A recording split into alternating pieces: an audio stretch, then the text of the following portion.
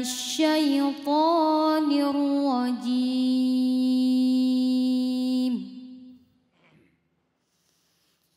بسم الله الرحمن الرحيم.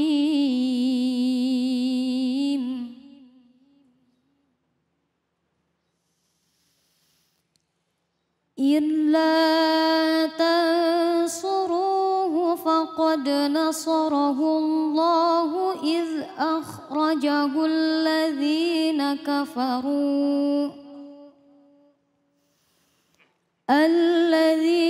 كفروا ثاني اثنين إذ هما في الغار إذ يقول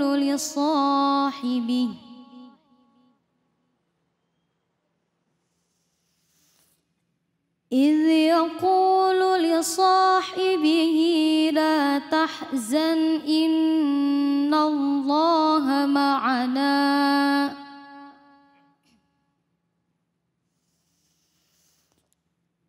فأنزل الله سكينته عليه وأيده بجنود لم تروها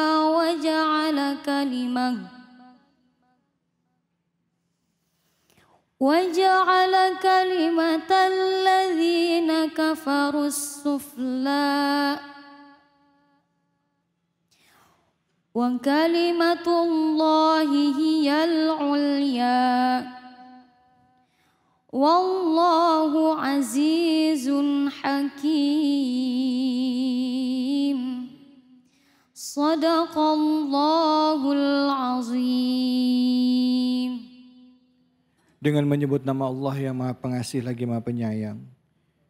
Jika kamu tidak menolongnya, sesungguhnya Allah telah menolongnya. Yaitu ketika orang-orang kafir mengusirnya dari Mekah. Sedang dia salah seorang dari dua orang ketika keduanya berada dalam gua. Dan ketika itu dia berkata kepada sahabatnya, janganlah engkau bersedih. Sesungguhnya Allah bersama kita. Maka Allah menurunkan ketenangan kepada Muhammad dan membantu dengan bala tentara malaikat-malaikat yang tidak terlihat olehmu. Dan dia menjadikan seruan orang-orang kafir itu rendah. Dan firman Allah itulah yang tinggi. Allah Maha Perkasa dan Maha Bijaksana. Maha benar Allah dengan segala firman-Nya.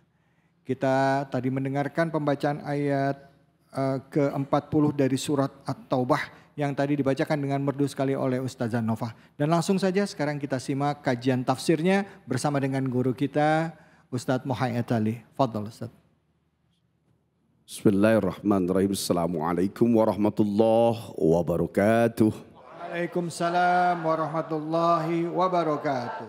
Alhamdulillahilladzi anzala as-sakinata fi qulubil mu'minin liyazdadu imanuhum ma'a imanihim.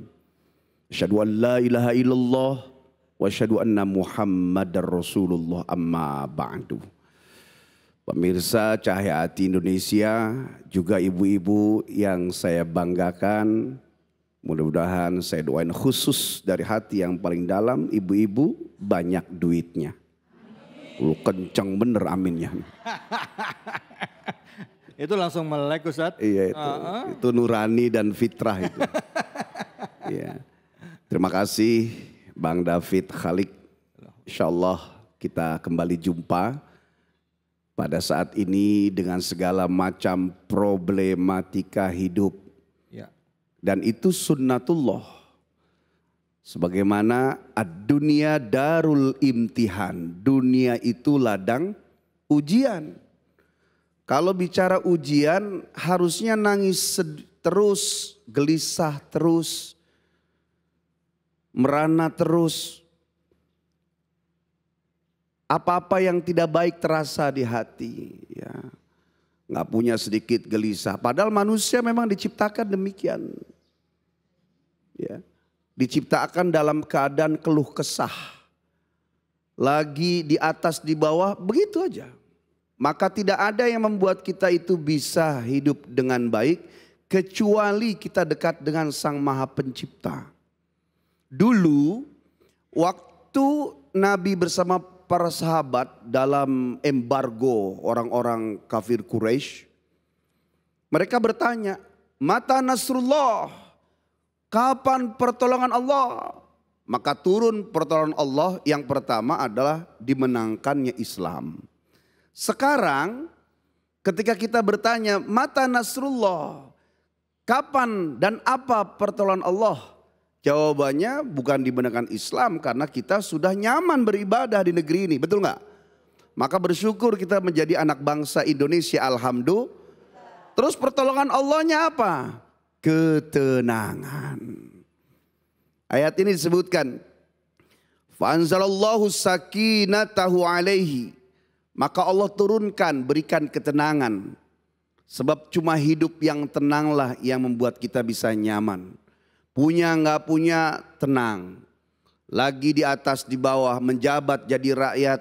Apapun kalau tenang, insya Allah kita kuat menjalani hidup. Betul apa tidak? Betul. Iya.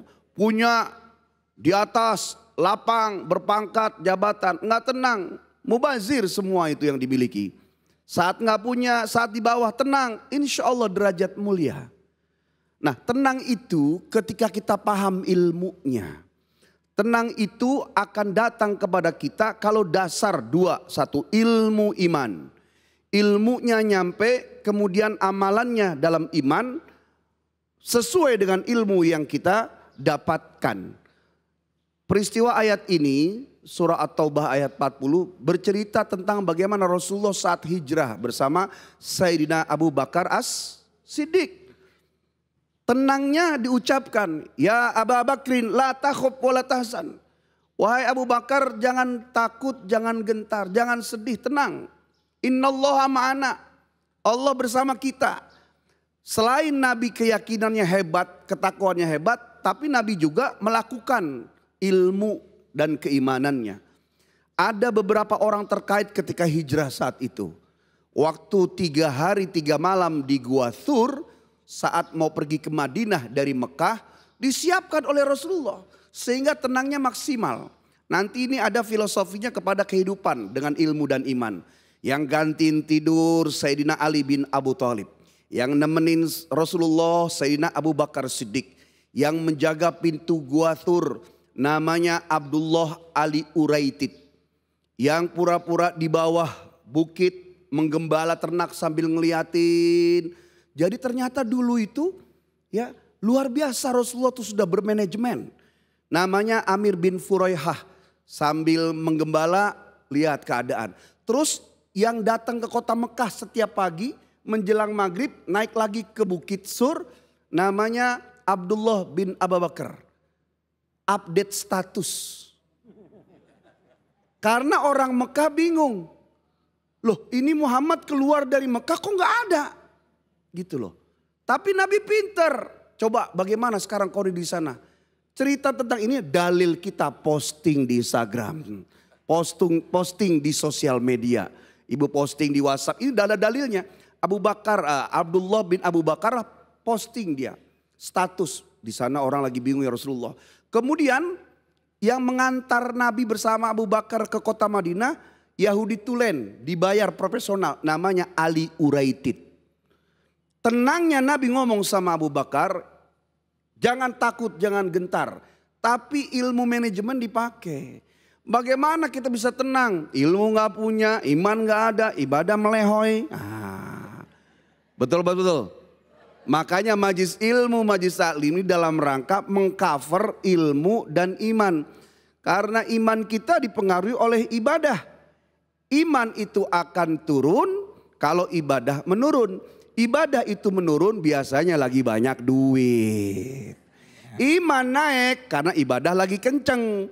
Ibadah naik yang pakai ilmu biasanya lagi gak punya Maka korelasi yang harus ibu catat untuk bisa tenang. Ini meskipun temanya nyebrang tapi masih include. Syukuri alpat yang ada. Syukuri apa adanya. Suami kasih duit habis ngojek. Bang pulang ya kasih 50.000. Langsung dijawab, kebeli apaan segini? Besok dapat lagi, kasih duit lagi 30.000. Buat apaan segini? Laki-laki kalau udah digituin, masya Allah mumede kol-kola kubro. Wah. Besok dia pulang bawa duit 10 juta. Iya, dihitung bininya, mantap nih bang 10 juta. Oh, begitu dong tiap hari. Bang, motor mana bang? Gua jual. Kirain hasil ngojek. Nah, jadi ilmu, tenang, iman itu semuanya berkaitan. Maka ibu pemirsa dimanapun berada, bahwa ketika kita sudah dekat dengan Allah, kemudian punya ilmu manajerial yang baik, al-haqqu bila nizam, yaglibul batil bin nizam. Kebaikan, kebenaran yang tidak dimanajemen dengan baik akan dikalahkan oleh kebatilan yang terorganisir. Maka jangan berhenti dekat dengan para ulama, para ustazah, terus tumpahkan dalam ilmu. Karena kalau hidup ini jauh dari agama bu, ya Allah resah. Pertolongan Allah itu sekarang cuma ditenang. Berapa banyak di luar sana orang yang punya segala-galanya nggak tenang, nggak nyaman hidupnya. Tapi kalau tenang, meskipun kita cuma punya hal yang sederhana, insya Allah kita kuat menjalani hidup. Betul apa enggak? Betul apa enggak? Nah, tenang itu akan bersemayam di dalam hati kalau kita ya dekat dengan Allah. Ayatnya sebutkan tadi. Allah lah yang menurunkan ketenangan itu, ketenangan Sang Maha Dia, Allah kepada orang beriman ketika dijemput dengan nilai tulus untuk mepet kepada Allah, kemudian cari ilmunya menjalani hidup, kemudian tumpahkan hatinya hanya milik Allah. Senang boleh dicari. Senang itu makanan mata, pemandangan. Senang itu makanan telinga, musik. Senang itu makanan mulut, kuliner. Senang itu makanan tangan, kaki, mobil bagus, rumah bagus, istri cantik, handphone yang mahal. Tapi itu bukan kebahagiaan. Karena kebahagiaan itu hanya di dalam hati. Tapi ketika hati kita itu tidak nempel ke Allah. Allah didatangi oleh kita ketika kita dalam keadaan butuh. Selain itu ternyata kita terikat dengan dunia. Maka Allah cemburu. Cemburu apa tidak? Ibu dikit-dikit arisan, dikit-dikit kumpul di mall, dikit-dikit guyup dengan kawan-kawan. Kira-kira suami cemburu apa? Cemburu. Ya, kalau Allah itu andai kata dalam sebuah lagu, ya, suami dicuekin, Allah dicuekin, bahkan Allah itu maha pencemburu.